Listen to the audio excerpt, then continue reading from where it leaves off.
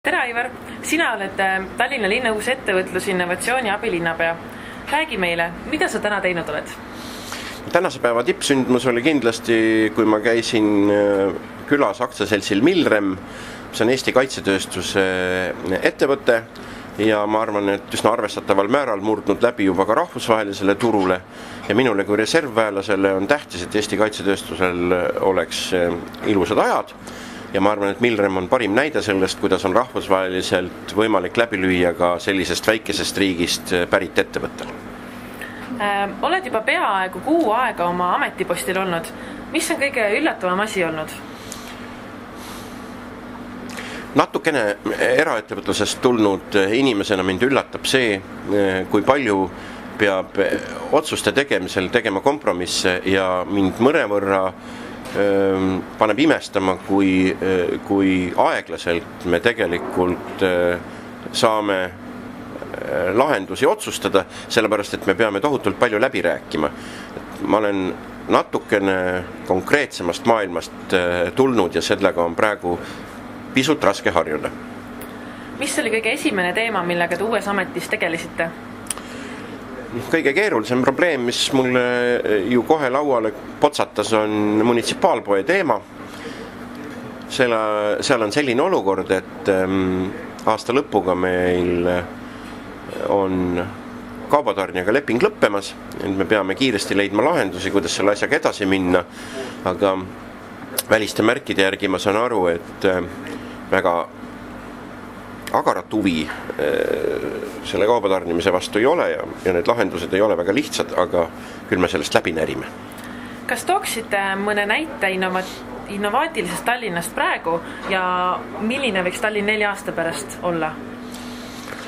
Niimoodi otse paugutades mul on keeruline midagi välja tuua, ehk ma arvan, et innovatsioon oma olemuselt on ju see, kui labida asemel kaevatakse ekskavaatoriga ja ma loodan, et Tallinnas ei kaevata enam labidaga, vaid kaevatakse ekskavaatoriga.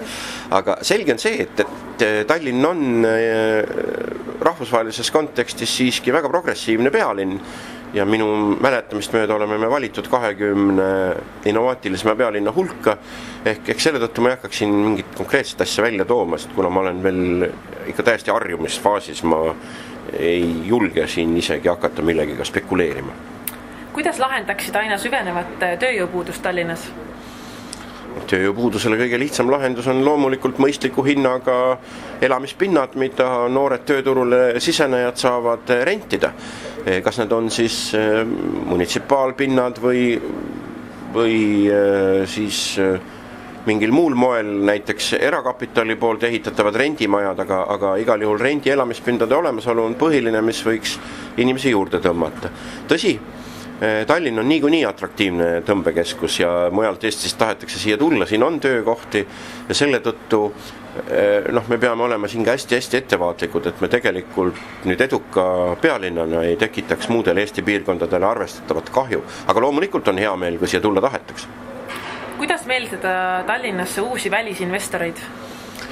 Välisinvesteeringutega on selline lugu, et ega ühel linnal üksinda ei ole siin midagi teha, ehk siin on riigi roll hästi suur ja kui riigi maksukeskkond ja üleüldine turvalisuse tase on mõistlikud, siis välisinvestoritel tekib juba läbi selle huvi.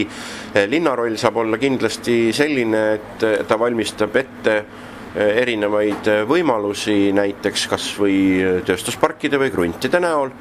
Ja toon konkreetse näite, et täna oleks võimalik Tallinnasse saada suur delfinaarium, aga see võiks olla seotud kuidagi turismiga seotud aladega ja Tallinnal näiteks sellise objekti jaoks hetkel krunti anda ei ole, mis on väga kahetsusväärne. Küsiksin ka mõne isiklikuma küsimuse. Kes on kõige kuulsam inimene, kellega te kohtunud olete?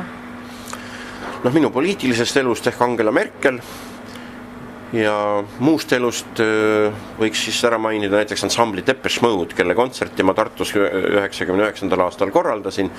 Ja nende inimestega vahetu suhtlemine oli oma emotsioon, sest ma olin tollel ajal veel suhteliselt noor ja ei olnud sellise kategooria artistidega varem kokku puutunud ja hilisemas elus on juhtunud igasuguseid erinevaid asju, aga need näited oleks võib-olla kõige iseloomulikumad. Kas sul on elus mõni moto või tsitaat, mida järgid? ka mina tööd ei karda, andke mulle inimesi ja ma teen absoluutselt kõik asjad ära. Kui sa saaksid Nobeli preemia, kuidas algaks sinu tänukõne? Naljaga pooleks võiks öelda, et kus te varem olite, miks alles nüüd? Aga eks vist reaalses elus näeks see välja niimoodi, et ma prooviks ikka viisakas olla, tänaks Norra kuningat ja ma ei tea veel keda iganes, päikese tõusu ja oleks muidugi juukse juurteni meelitatud sellest, et selline preemia tuleb, aga õnneks ei pea ma selle peale väga tõsiselt mõtlema, sest seda kunagi ei juhtu. Kui sa ei oleks poliitik, millega sa tegeleksid?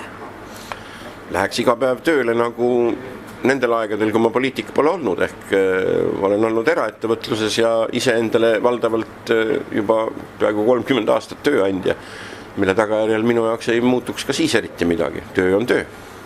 Kust ammutad energiat ja inspiratsiooni? Inimesel on tähtsad 3 asja. Et leib oleks laual, et vara kasvaks ja et oleks ühiskondlik tunnustus.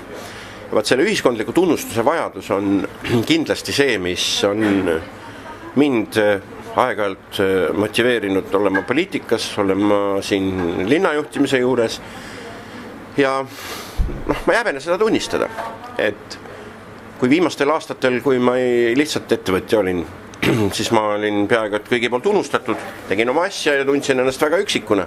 Nüüd, kui ma olen mõne nädala olnud linnavalitsuses tööl, mul vanad sõbrad on mind kõik jälle üles leidnud ja helistavad ja küsivad erinevaid asju. Ma tunnen ennast selle vajalikuna ja järelikult ongi läbi selle ühiskondlik tunnustusele minu hoovi naasnud, nii et see on piisav argument ja piisav motivatsioon, et hommikul üles tõusta. Ja lõpetuseks, mida sooviksid öelda kõikidele tallinlastele? Te elate maailma kõige ilusamas linnas. Te elate Põhjamaa riveeras. Teil on meri, teil on loodus, teil on normaalne elukeskkond, turvaline linn ja väga muud ei oskagi öelda. Me teeme kõik selleks, et see jätkuks, me teeme kõik selleks, et teil oleks siin tore olla. Aitäh, Aivar! Palun!